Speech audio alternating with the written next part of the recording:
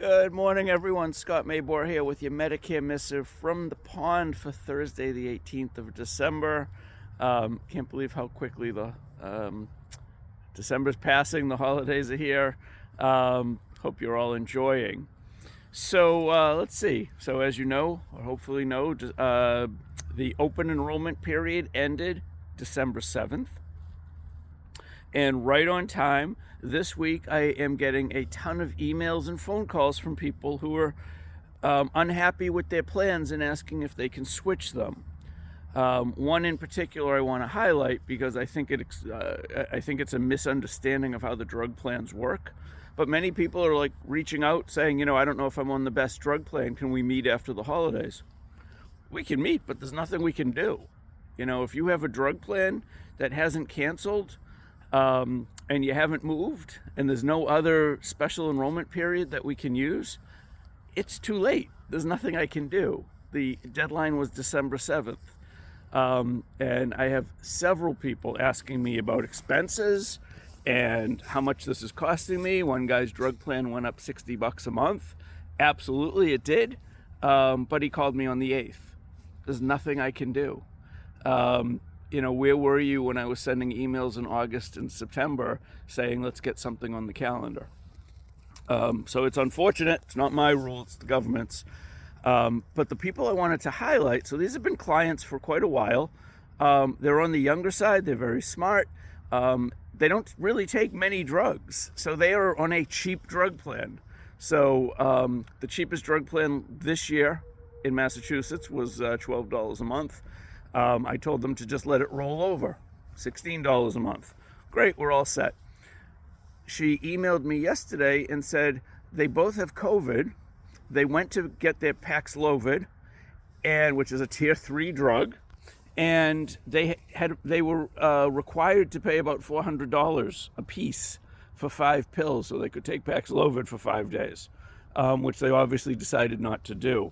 And she was kind of mad and furious and curious about what happened. Maybe they're on the wrong drug plan. Well, the truth of the matter is they are on the right drug plan. And my answer to her was almost all drug plans, especially next year, almost all drug plans and almost all Advantage plans have the drug deductible. The max it can be is $615, and almost all of them are at the full max $615. In past years, the Advantage plans typically weren't charging the drug deductible or a smaller drug deductible, so it made the drugs much cheaper on the Advantage plans. But what's happening now is they're charging the $615, and the drug plans are all charging the $615. So what happened in their case, she takes 3 drugs, they're all tier 1 generics. So she has not paid anything towards her deductible. She's actually paid nothing in copays for her drugs. So the drug plan's working great. But now in December, you get a tier 3 drug. Well, you haven't paid anything in the past 11 and a half months towards your deductible. Now you have a drug that hits the deductible, which is typically tier 3 or higher, although some of the cheaper plans are now spreading it out over all tiers, which on the one hand isn't good. You're paying a deductible on your tier 1 and 2 generics. But on the other hand, in her case, she would have already been chipping away at the deductible, as opposed to what happened. She's got 3 drugs. They're all tier 1 generics. She's paid nothing towards the deductible all 11 and a half months. Now in December, she gets a drug that hits the deductible. She hasn't paid anything towards it. The deductible is still there from this past January. So her Paxlovid, which retails for $450, she has to pay the full $450 because she hasn't met the $615 deductible, or the $590 deductible this year. So that's what happened, and she's very upset. And she asked me if there's a better plan. So my answer to her was the only better plan would be something that didn't have a deductible, and the cheapest plan in her county of Massachusetts that doesn't have a drug deductible is $155 a month. So they almost made it through the end of the year without having any deductibles. If I put her on a $155 a month plan, it's about $1,500 or more. Does it make sense to pay $1,500 to get rid of a $600 deductible? It doesn't. I know people do like it because they hate the deductible and they hate the way it makes the early months more expensive.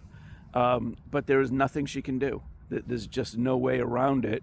And there's really no plans. There's only, I think, 2 plans in Massachusetts that don't have deductibles, $115 and $230 a month. Excuse me, $155 and $230 a month.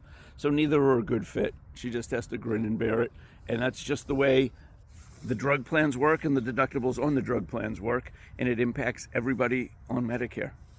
No way around it. Unless you're getting your drugs through like the VA, you're impacted by this, or you have assistance from a state pharmaceutical program or low-income subsidy from the federal government.